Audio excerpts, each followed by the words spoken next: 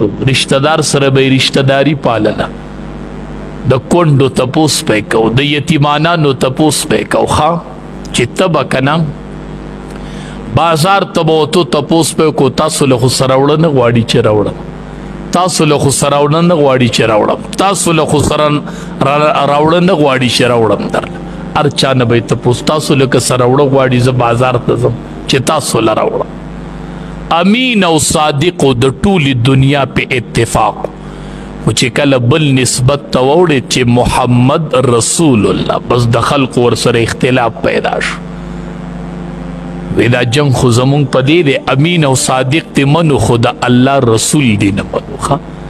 او بنیادي میشن د نبی کریم صلی الله علیه وسلم دوخه چې کله صلح حدیبیه کې شرائط ولیکل شرائط وی شنو کت آخر کې ولیکل شو هذا ما قاضى علیه محمد رسول الله دا اغه لیک دے اغه عهدنامه د چې په دې فیصله وکړه محمد د الله رسول چې کله کفارو دې سی ولیدل نه دا رسول الله ته وران کوي زمونږ خو جګړه په دې ده کنه دته مونږ د الله رسول نه وایو